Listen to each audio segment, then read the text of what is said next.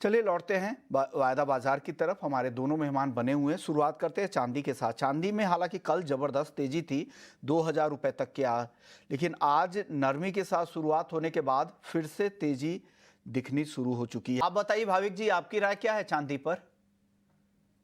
Good morning Vishwaman ji. Good morning sir.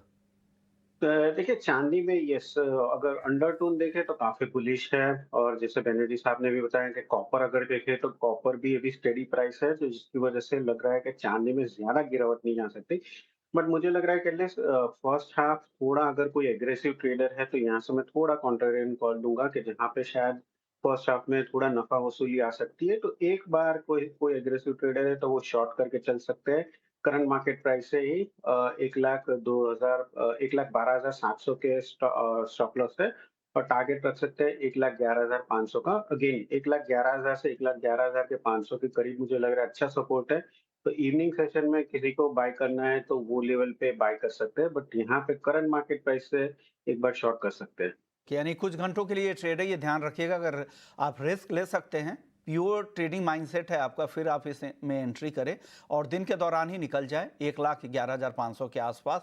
फिर अगर आपको भाविक जी आप बताइए, कच्चे तेल की चाल आपको कैसी यहाँ से दिख रही है? क्या और भी गिर सकता है कच्चा तेल, या यहाँ से रिकवरी की उम्मीद करनी चाहिए? देखिए इंट्राडे मुझे लग रहा है शायद थोड़ा वीक हो सकता है, बट अगर मैं थोड़ा व्यू बड़ा करूँ तो 55-5600 का जो एमसीएक्स में सपोर्ट जोन है वो काफी स्ट्रांग है, और मुझे नहीं लग रहा है कि उसके नीचे सस्टेन कर पाएगा। और ऊपर की अगर देखें तो जो पहले 5800 का हर्डल है वो अभी 6000 से 6100। एक ब्रॉड रेंज अगर मैं देखूँ तो 55-5600, और ऊपर देखूँ तो 6000 से 6100। उसी में मुझे लग रहा है कि शायद कच्चा तेल है, इसी में ट्रेड करेगा इन ब्रॉडर रेंज। अभी जो ओपेक प्लस ने प्रोडक्शन बढ़ाया है वो थोड़ा नेगेटिव है, बट जिस हिसाब से ट्रम्प टैरिफ लगा रहे हैं और एडिशनल सैंक्शंस लगा रहे हैं, जो भी रूस से कच्चा तेल लेगा, तो वो भी कहीं न कहीं थोड़ा पॉजिटिव है। तो मुझे लग रहा है कि क्रूड जो है वो कुछ कहीं न कहीं कोई हेडलाइन चेज़ कर रहा है, और कोई डायरेक्शन कंप्लीटली मुझे लग रहा है नहीं आएगी। थोड़े-थोड़े जैसे ही पॉजिटिव या नेगेटिव न्यूज़ आएँगे तो उसी हिसाब से थोड़ा रिएक्ट करेगा। आज के दिन मुझे लग रहा है थोड़ा बेच के चलना चाहिए, तो क्रूड ऑयल में 5850 का जो पुट ऑप्शन है, वो इंट्राडे बेहतर रहेगा 160 के करीब बाय करने के लिए और 220 के टारगेट के लिए, और इंट्राडे स्टॉप लॉस रहेगा 135 का। तो कच्चे तेल के 5,850 के स्ट्राइक की पुट खरीदने की सलाह 160 पे, 220 तक का टारगेट है इसके प्रीमियम का, 135 का एसएल भी लगा लीजिएगा। तो पुट के साथ यहाँ पर जाने की सलाह भाविक जी की तरफ से आ रही है। चलिए अब बात करते हैं मेटल्स की। बेस मेटल्स में आज जिंक सबसे ज़्यादा तेज है, एल्युमिनियम में भी हल्की तेजी है, कॉपर और लेड सपाट है। आपको क्या पसंद आ रहा है भाविक जी? यहाँ पे बेस मेटल्स में कहाँ ट्रेड लेना चाहिए? देखिए मुझे ज़िंक ज़्यादा बेहतर लग रहा है। आई थिंक कॉपर की बात करें तो कॉपर में द जो हमने करेक्शन देखा था, क्योंकि इम्पोर्ट जो कर रहे थे कॉपर ओर के, उसपे ऊपर टैरिफ नहीं लग रहा था। तो उसके बाद हमने देखा था कि फ्रेश फॉलो-अप सेलिंग नहीं दिख रही है। तो आई थिंक मुझे लग रहा है कि कॉपर के प्राइसेज़ अभी स्टेडी हो चुके हैं। 870 के नीचे अगर जाते हैं तो ही आई थिंक वापस से करेक्शन आ सकता है। अदरवाइज़ 880 से 905-910 की रेंज है, उसी में ट्रेड लग रहा है। बट जिंक मुझे अभी भी बेहतर लग रहा है। यहाँ से मुझे लग रहा है 268 270 के टारगेट भी आ सकते हैं। मोमेंटम थोड़ा उसमें ज्यादा दिख रहा है, तो जिंक 265 के करीब बाय कर सकते हैं 268 के टारगेट के लिए। 263.50 का स्टॉप लॉस रहेगा।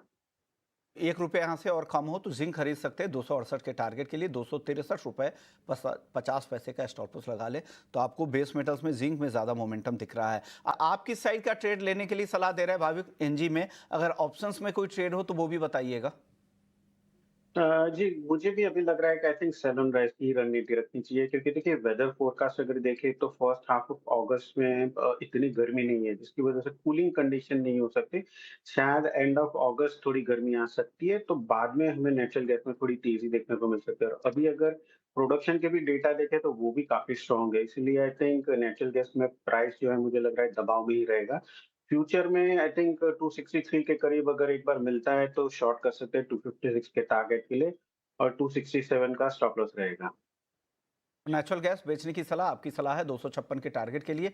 263 यहाँ से पुल बैक थोड़ा आए उसके बाद बेचने की सलाह है। 267 का एसएल भी लगा लीजिएगा। चलिए और अब बात कर लेते हैं मसालों की। मसालों में आज दायरे में ही कारोबार हो रहा है। जीरा सपाट है 19,150 के आसपास, हल्दी पर दबाव है 13,100 के नीचे, धनिया में हल्की तेजी है 7,830 के ऊपर। भाविक जी, क्या पसंद आ रहा है आपको मसालों में?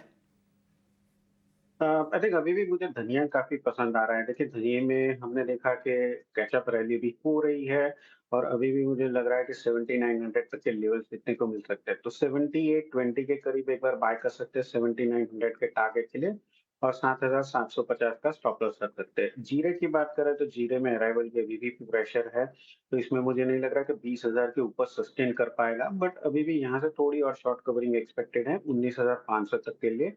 तो करंट मार्केट प्राइस से ही बाय कर सकते हैं 19,500 के टारगेट के लिए और 19,000 का स्टॉप लॉस रहेगा। ओके। ग्वार सीड ग्वार गम आज दोनों कमजोर दिख रहे हैं, आधे आधे % के आसपास की गिरावट है दोनों ही काउंटर में। क्या यहाँ पर कुछ रिकवरी के साइन दिख रहे हैं कि भाविक? यहाँ पर कल तो ठीक ठाक तेजी थी, आज फिर से गिरावट है। क्या होगा सर आगे ग्वार सीड ग्वार गम में?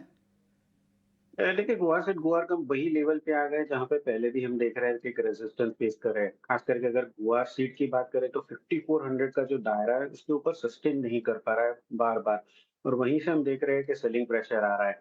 अब ये लास्ट 2 दिन में भी वही देखा 53, 50, 53, 70 के करीब एक बार वापस से सेलिंग प्रेशर है। तो मुझे लग रहा है कि अभी भी शॉर्ट करके चल सकते हैं। यहाँ से रिकवरी जो है मुझे नहीं एक्सपेक्ट लग रही है कि आगे जाके आ सकती है। तो 50-80 के करीब सीड में शॉर्ट कर सकते हैं 5200 के टारगेट के लिए और 5350 का स्टॉप लॉस।